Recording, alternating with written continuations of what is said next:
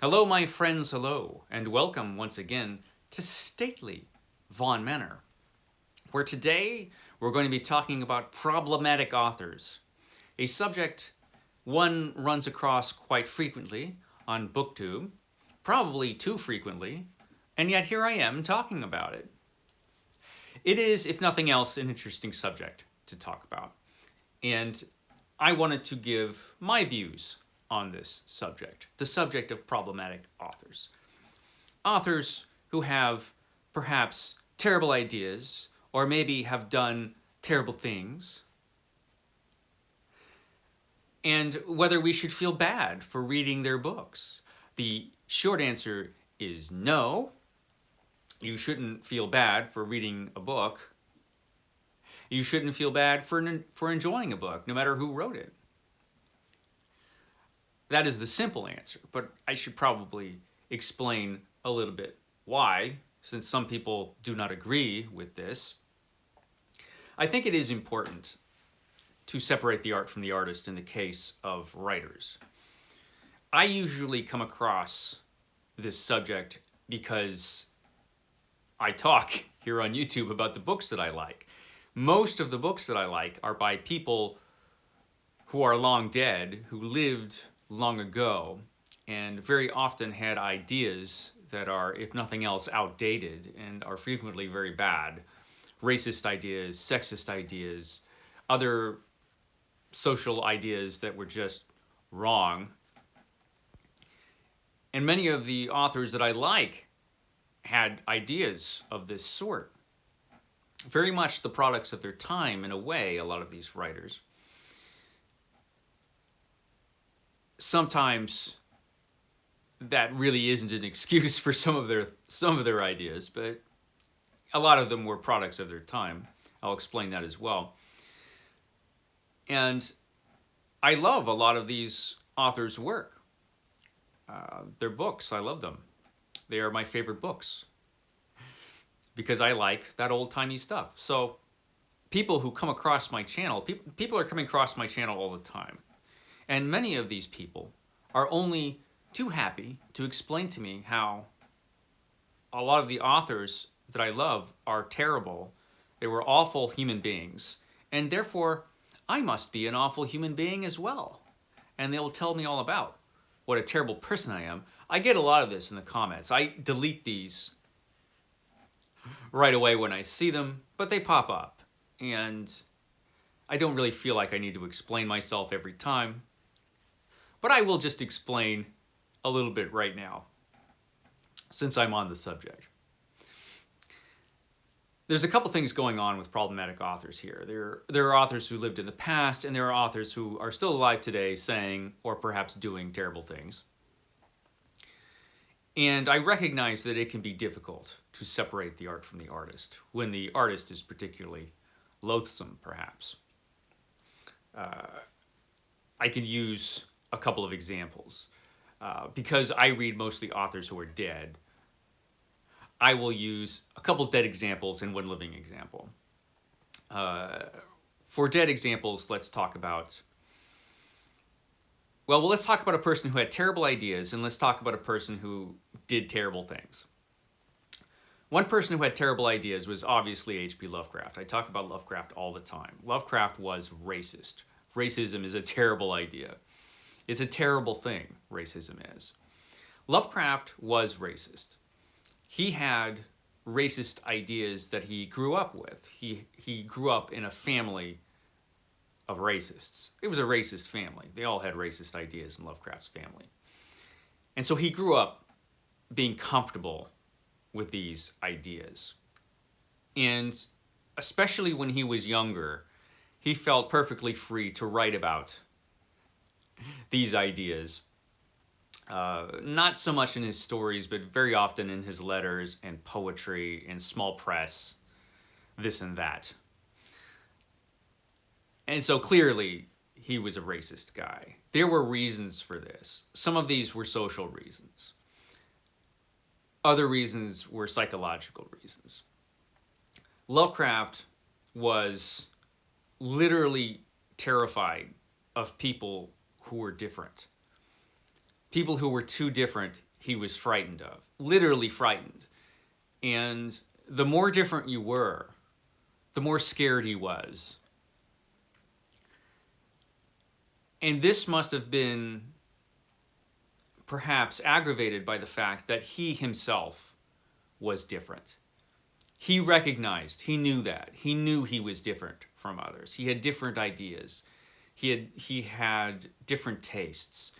He often felt like he was born outside of his time.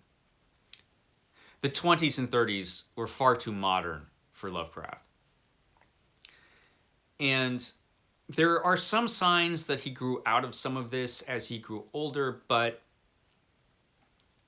he doesn't seem to have ever fully gotten over these ideas. And they did influence his fiction. You can tell in stories like The Shadow over Innsmouth, clearly there's a streak of xenophobia that runs through this story, which makes the ending of this story even more interesting. And if you've read the story, you know what I'm talking about. However, Lovecraft was also enormously talented, and his horror stories are incredible horror stories, even though they were fueled by the things that Lovecraft was frightened of, which was other people, really. And he transformed that into his fear of other people in a way, and this is simplifying things, but he did, in part at least, transform his fear of other people into fear of monsters. And he wrote about monsters and people that were haunted by monsters.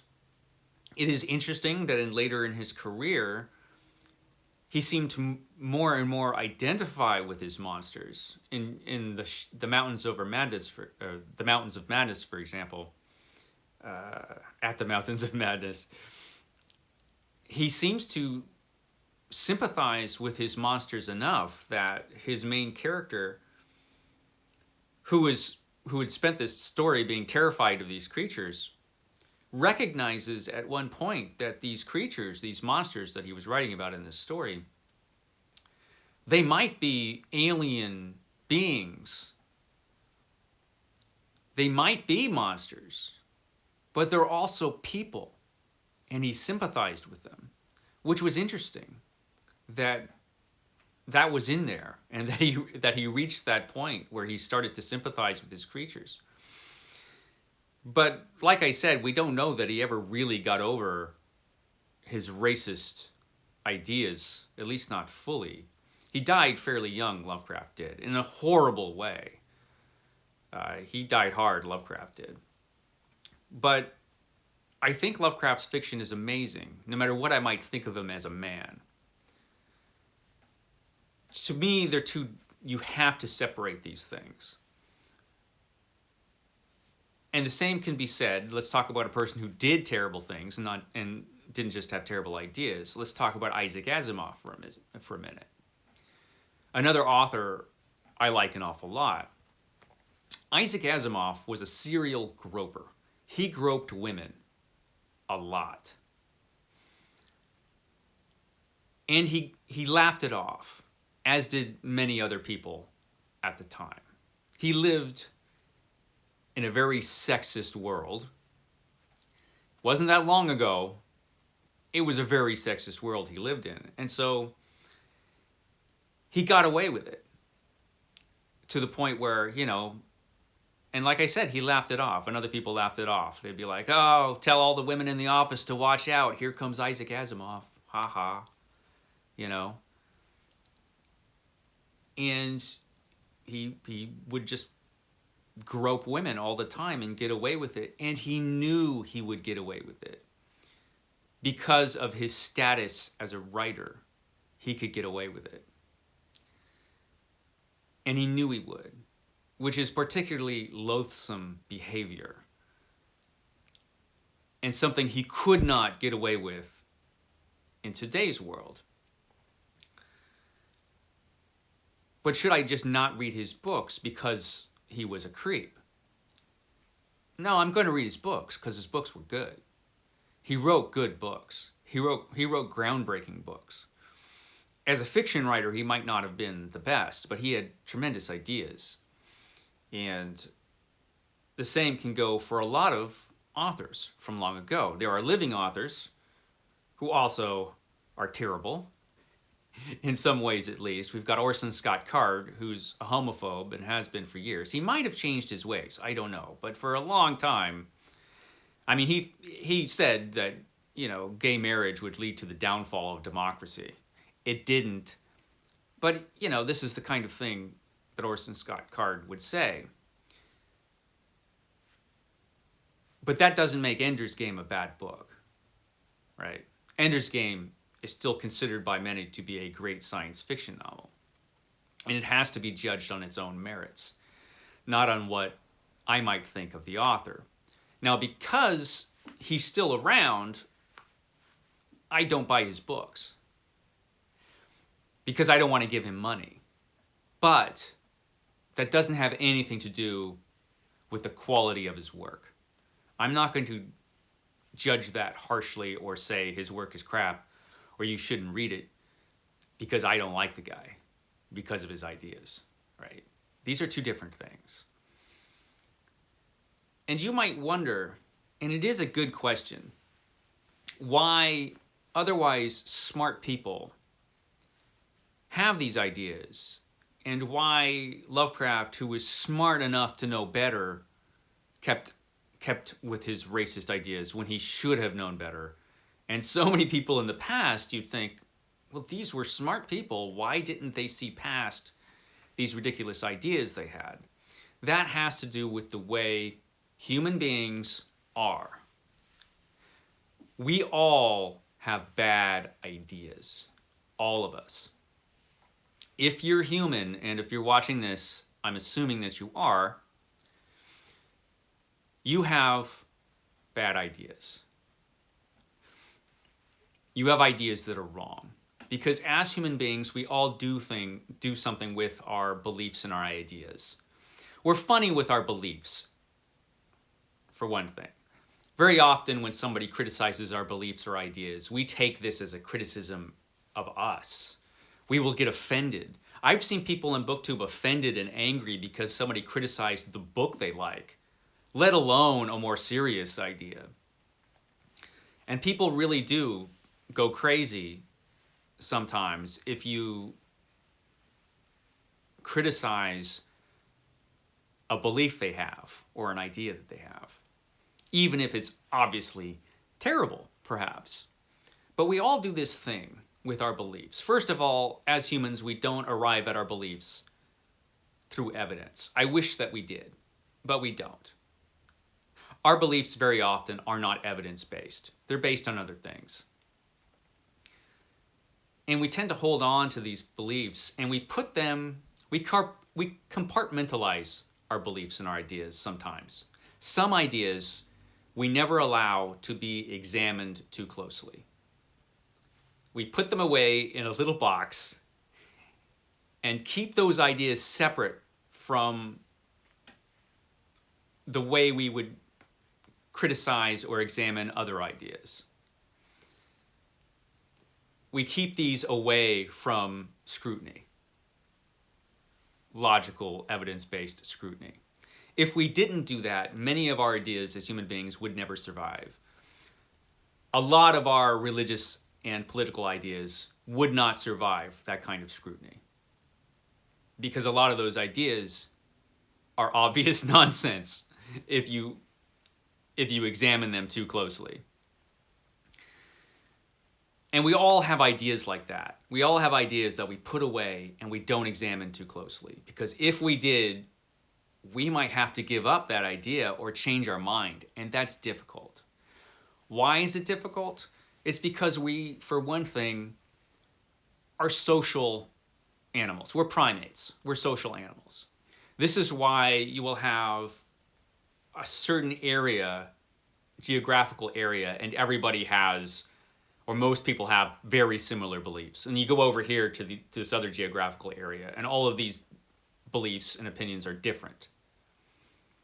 Now, there's not one group that's smarter than the other group, but these two groups in these two different places have different ideas, and they stick to them.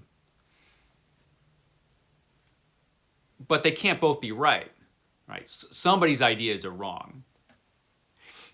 And if you're in a, let's say you have a religious idea, which so far, let's just take religion.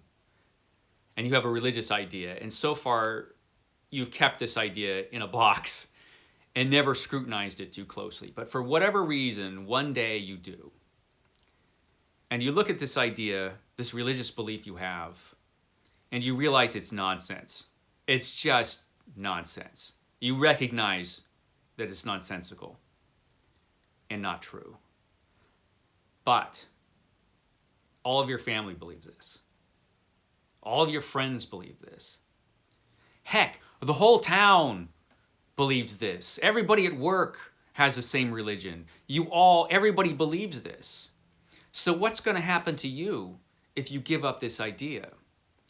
What's going to happen to you if you start saying, you know what, I don't believe this anymore? Will you lose friends? Will your family stop talking to you? Will you lose your job? All of these things have happened to people who have changed their mind about a religious belief. The same thing can happen with a political belief. There could be a political belief that you haven't examined in your life ever too closely and just accepted it because everybody around you believes it. Your whole town, your whole state believes this thing, but if you examine it too closely, you realize it's nonsense. What's going to happen to you if you express that? Will you lose friends? Will you have to go and join this other political party that you don't like because you just have never liked them because they were the others? I mean, you will have to make changes, perhaps, if you acknowledge that this belief is wrong. Maybe it would be easier just to keep it in that box and go on about your life. This is how bad ideas and bad beliefs have survived thousands of years in some cases. And I am not any different. I will just take an example from my own life. And I'm just going to be talking about my diet. I'm going to be talking about how I went vegan. Now, I am not judging any of you on your diets. I ate meat for almost 40 years, so I have no right to judge anybody. I ate hamburgers for decades. I have no right to judge anybody on their diets. But this was an idea I had about eating meat. And I had it for years, for decades. And I never examined it too closely. I just went on about my business. But there came a day when I did. And I looked at this idea and I realized I was wrong about this. But if I acknowledge that I'm wrong about this, I'll have to change my diet. Not only do I have to stop eating meat, I'll have to give up cheese. Who can do that? Who wants to do that? That would be difficult, right? This would require a big change if I changed my ideas about this and acknowledged that this is wrong. I did, and it was difficult to a certain extent. It wasn't incredibly difficult, but there was a degree of difficulty in doing this. And because it's difficult, a lot of people just wouldn't even look at this idea. They just keep on with their diets the way it is. They just keep on the way they've been doing things forever. That is kind of the normal thing.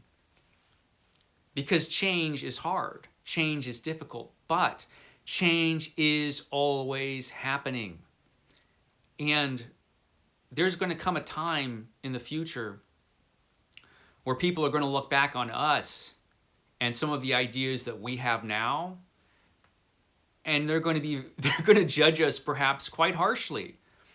Maybe everybody will be vegan in the future, and they're going to be reading a book maybe you wrote, and they're going to be like, what? This person's writing about this person, or this whole family, and they're all having turkey on Thanksgiving. What monsters. I can't believe they thought this way back then. I'm not reading this book. I'm going to tell all my friends not to read it. this could happen. And it's also likely that people in the future will judge us on things that we don't even think about, right? We have no idea the kinds of things they're going to judge us on, but they will judge us in the future, just as we judge people in the past. Just as now we judge people on their ideas when they have ideas that are different from our own. This is always going to happen, and you will be judged. If you write something and your work survives, eventually, not only will your work be judged, you will be judged on what kind of person you were and what your beliefs were. When really, you should be judged, your work by itself should be judged. That is what survives. That is the important thing for a reader, is the work. And that's what I have to say about it. And I think that it's okay if you decide not to read an author or not to read an author's work because you don't like them personally. That's fine. You are in control of your reading life. You are free to read who you want to read and read the books you want to read. If you don't want to read Lovecraft because he was racist, that's legitimate. That's fine. Don't read Lovecraft. That's your decision. But don't judge other people because they do. Don't be that person who sees somebody reading a Harry Potter book and goes up to them and says, you know, you shouldn't read that book. Don't you know J.K. Rowling's an awful person because of, you know, these terrible tweets? You shouldn't read that book. You should feel bad for reading that book. Don't be that person, because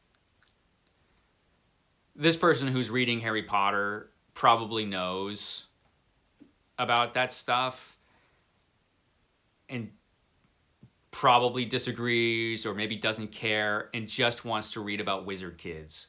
It's okay to read about wizard kids. Let them read about wizard kids. It's not your business, right? Don't be the person who comes up or comes over and yells at people because of what they're reading. It's not your business, right? Just because they're reading a book by somebody you don't like doesn't mean that they share those ideas in the first place. And they're allowed to read what they want, just as you are allowed to read what you want. They have the right to read and the freedom to read whatever and whoever they want, just as you do. And I guess I'll shut up now because I've gone on for over 20 minutes. Okay, guys, I will catch you next time.